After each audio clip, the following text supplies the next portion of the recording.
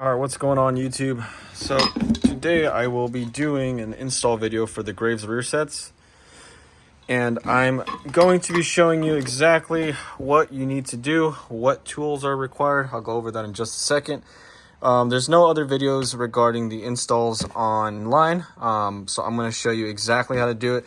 There's a lot of little nuances that I've acquired over the years that really shows you how to fix the lever position and overall the amount of force required for proper shifting. So we'll dive into that, and let's get started. A little rundown about my setup right now. I have the stock setup, the stock rear sets. I do have an adapter plate, which does make the rear set stick out about half an inch further out this way.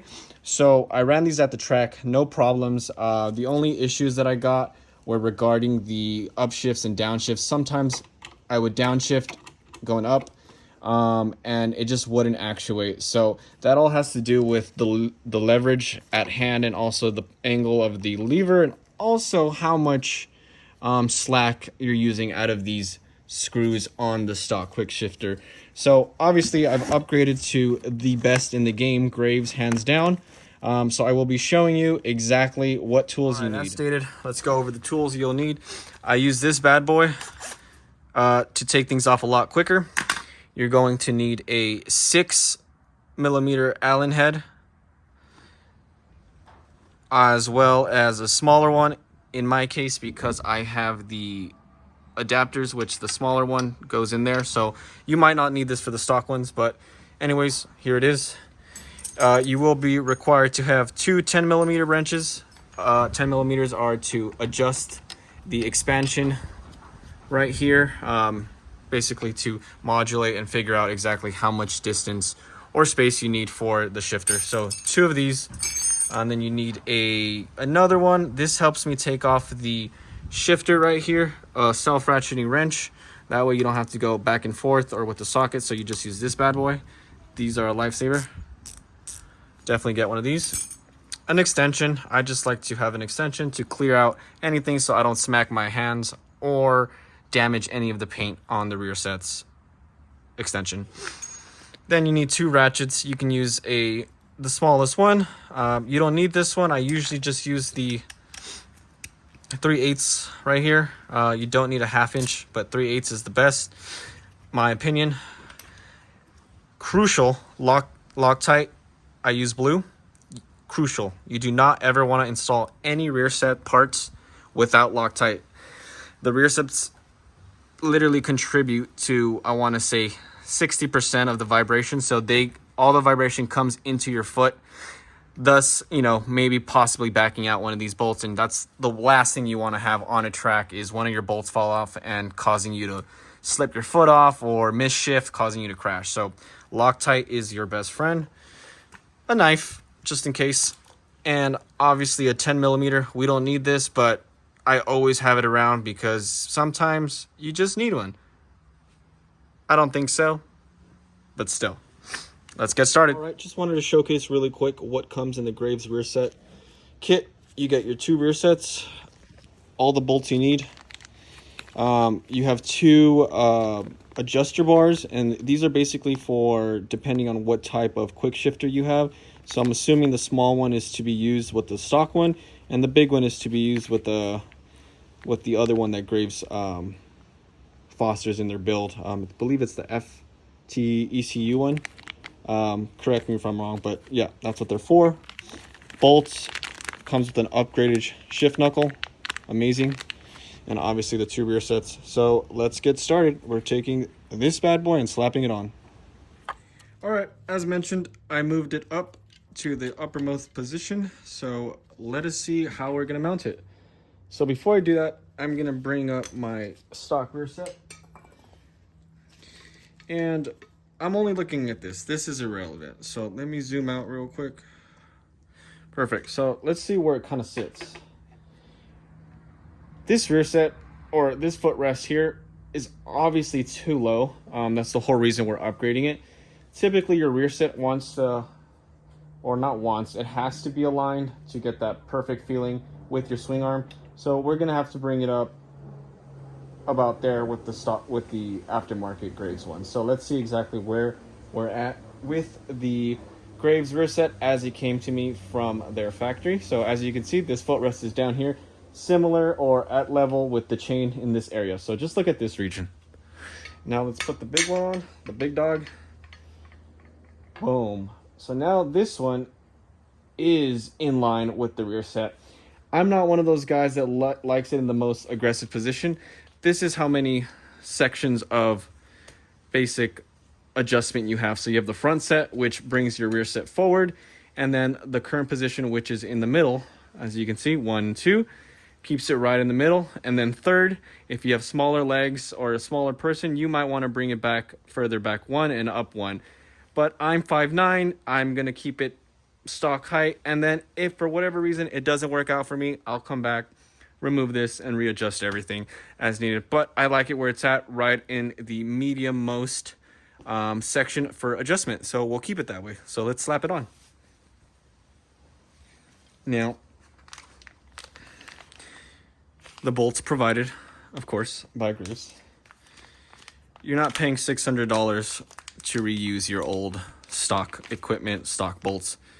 These are the big dogs that are replacing, that are going right here. So as we stated, let's slap and lather these bad boys up with some Loctite.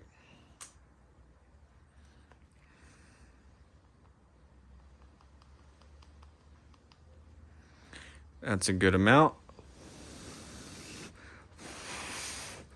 What you could do is blow on it a little bit just so it spreads, or you can do this. Sorry, I have huskies, so if you see hair on anything, I'm not sorry, this is the life I chose, but you could just rub them together like this. Again, there's dog hair all over my floor in my garage. But you know what? Dog hair just means it's extra friction material to bind on the thread, so whatever, dude. All right, that's good enough. Let's put them on. Oh, and before I do that, let's see exactly what size they are. Yep, they're 10 millimeters. So grab your 10. And what did I tell you? I knew this was going to come in handy. 10 millimeter. What did I say? All right, let's slap it on.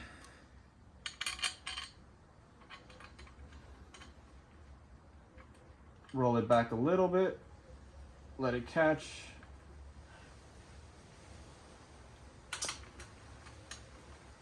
There you go.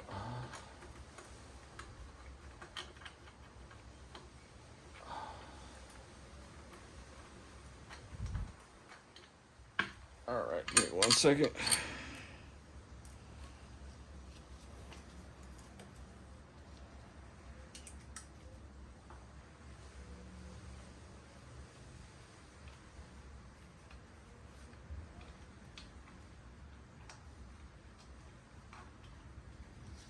All right, everybody, I got my boot on, so let's take a look.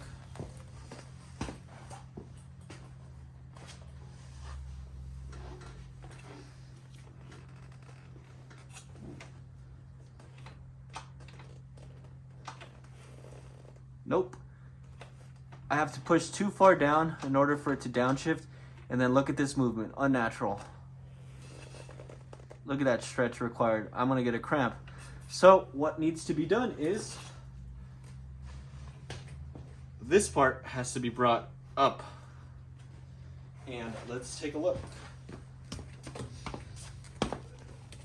I got one shoe on, and one boot on, so as I said, this has to go up. So twist it away from you.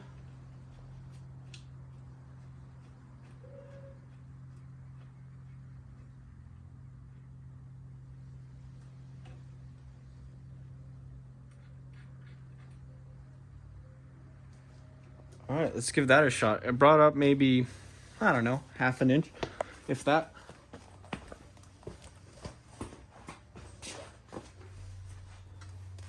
This is the kind of stuff the other videos don't teach you, the adjustment portion. So, again, you put it down. That feels pretty comfortable. I don't have to move too much.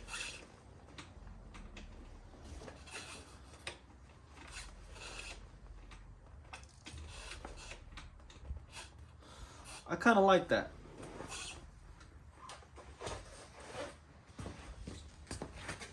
Again, when you're setting your shifter height, you want to make it so you don't have to pull too much up to shift and too far down. So I think I like it right there. So the next step is to lock your lock nuts. So as mentioned, you're gonna need two 10 millimeters, one to hold the black bar and another to hold this bar. So looks like I didn't really need much of the adjustment on this side, so I'm going to tighten it up.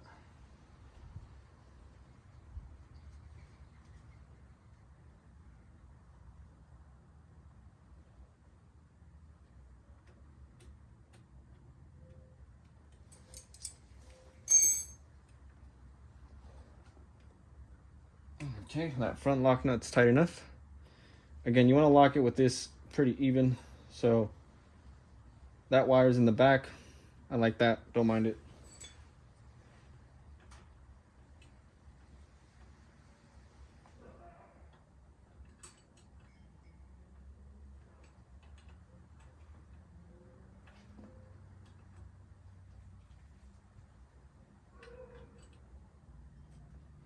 So now that I have both on there, go opposite.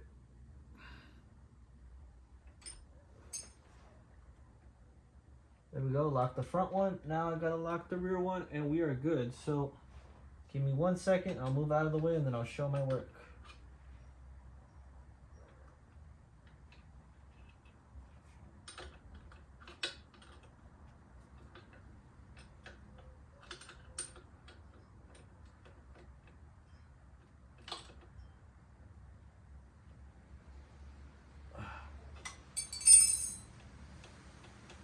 And one way you want to make sure and check to see if you tightened it correctly is you grab the rod and you spin it. You're not supposed to be able to turn it more than 1/2 turn or 1/4 turn either way. If it turns more than 1/4 turn, that means your lock nut, one of these, isn't locked fully and will require you to do so again. So you hold this black bar, lock this nut, hold this black bar, and you lock this nut. All right. One side is complete. Just make sure everything's nice and tight. All right, looks good. I still have to take it for a test run, but I love the look of it already. Now let's do what I consider the harder side, the brake side. Some might think it's the easier one, but for me personally, I don't like the brake side. Let's do it. All right, let's do the brake side. So I'm gonna get started just by removing stuff. You already know how to remove stuff, so let's do it. I need this bad boy to get that off. Okay. And then this bad boy. All right.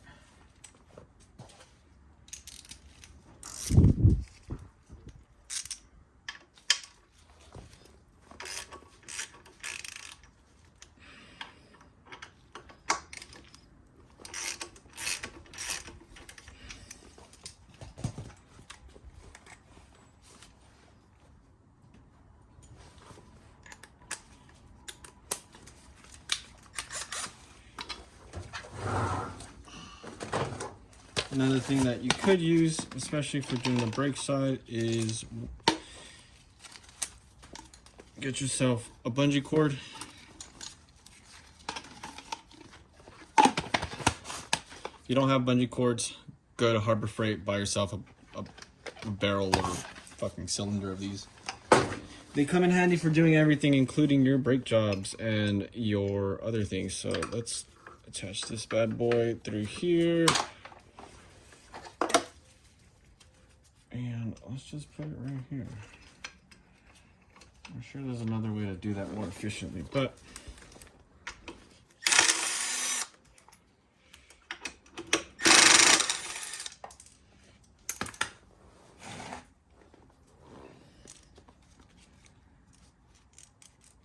all these have blue Loctite. Put these over here. All right, so now that that's moved out of the way. So also one thing to note is the ABS line, the metal ABS line comes to the rear right here. It doesn't have much room for play, so you might have to bend it or move it. But with the aftermarket one, that doesn't really affect it. So I'll show you what I mean. It only affected it because I was using a rear set riser mount. So let me loosen that guy.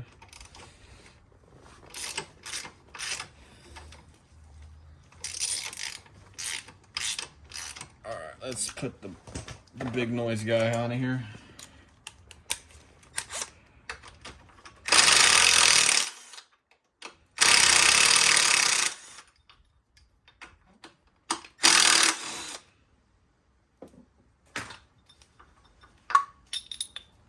So riser mount gets off. Let's put that somewhere else.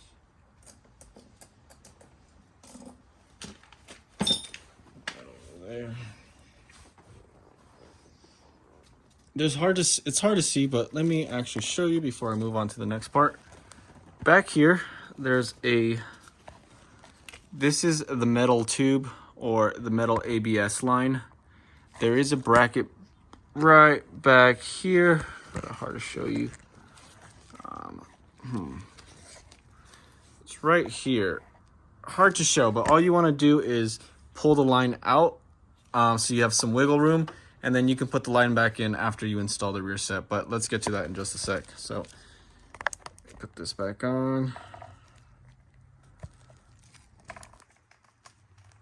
Okay. So. All right. These obviously are the mounting hardware for the rear sets, and then this is what I assume is for these guys. So let's take stuff apart.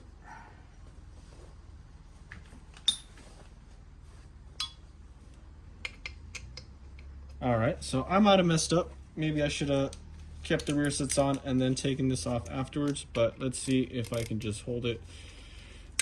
No. That is not going to be bueno for my application, so let's put these guys back in.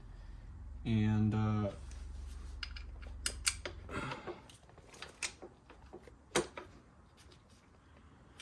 so what I want to do here is we'll put one of these guys in. Very gentle, nothing crazy.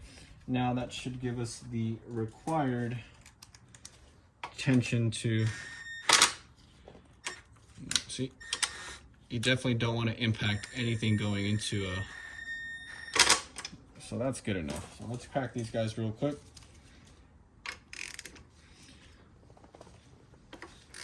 Cracked. Cracked. All right, next we can just take these off by hand.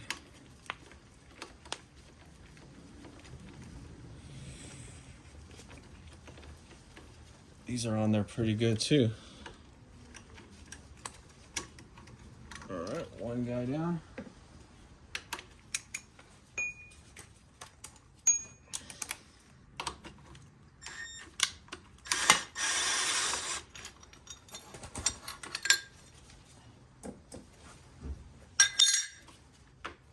See, now we have the rear brake master cylinder detached. Next thing you want to do is remove this lock nut. So I think that might be bigger, obviously bigger than a 10. I'm going to call it a 13. So I should have included this in what you might have needed. So we'll add that to the tally. I think it's 13. Yeah, it was a 13. Oh, this is a half. I'm dumb. Wait a minute.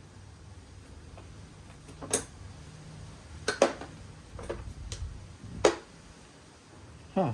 Well, half inch works, but I'm pretty sure I thought I grabbed the 13, so I'm gonna have to check my wrench orientation when I'm done here, but no worries there. So now we're gonna want to detach the back section. So let's take this off and take a look at what we're working with.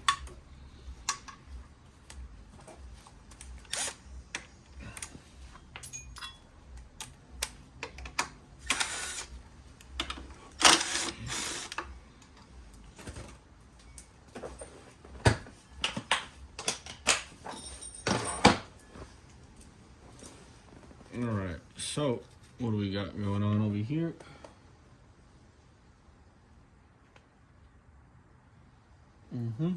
Okay, So next is we're gonna have to take off this. There's a lock nut right here. All you're gonna do is twist that to loosen it. This is the brake light switch.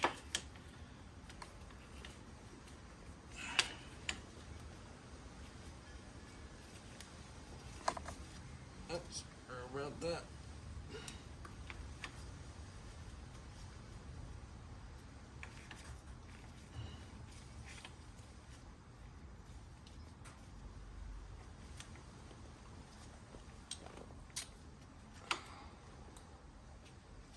Oh, silly me. You don't have to twist or nothing. Maybe, well, I'll have to readjust that. But what you do need is a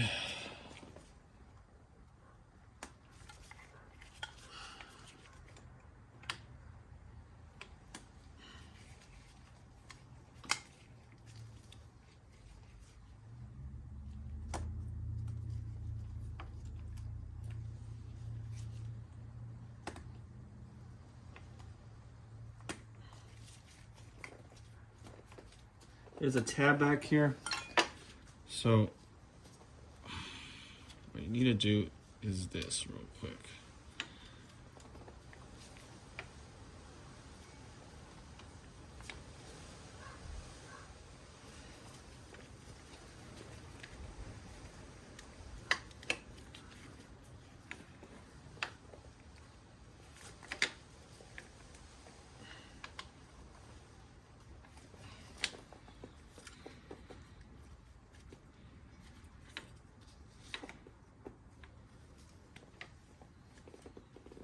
All right, I'm gonna take a quick pause while I figure this out so you don't have to watch me. All right, everyone, I kind of just flashed through this super quick because it required all my attention. I couldn't really describe what was going on and I needed both hands. And let me just go over really quick what I did. So as you can tell, I'm still on the stock brake line. So this is from the ABS unit, the metal line. This shit does not want to function or work with you. So the best way to do it is attach the rear master cylinder to the rear set first, tighten it, and then what you're gonna do is pull this metal ABS line down and kind of bend it at a downward outwards angle. That'll allow you enough play to slip one screw or one bolt in, and then you can kind of like push this down until they line up, thread the other one in and hold it there while, you know, a buddy of yours, or in my case, I used the impact just to bring it all the way down, and I finally snugged them in with my hands. This rear set kit comes with a carbon fiber heel guard. The only problem is that only works with a low mounted exhaust unless you have the Graves one that moves it out, the bracket, the exhaust bracket that moves it out. I will be able to reinstall this no problem. And again, if you have the low mount, you don't even have to worry about it because the heel guard comes up and you don't even have this and you're saving weight. So that's it. Install this first, the rear master, bend down and out, and then kind of push it, put one in, and then force the other one and go like that. This is only if you have the stock ABS unit still attached. My intentions are to remove it and do full steel braided lines on the back, maybe even remove the brake reservoir on the back. I barely touch the rear brake on my bike anyways, only if I go off-roading, which I've only done once. But everything else for the front as well, I'm going to do steel braided lines and that'll clear it. So let me show you on the other side, which you already saw. I'm just going to go over the bike and wha-bam. Like I said, thanks for watching my videos. By no means am I an expert. I wrench on all my shit. I have major OCD.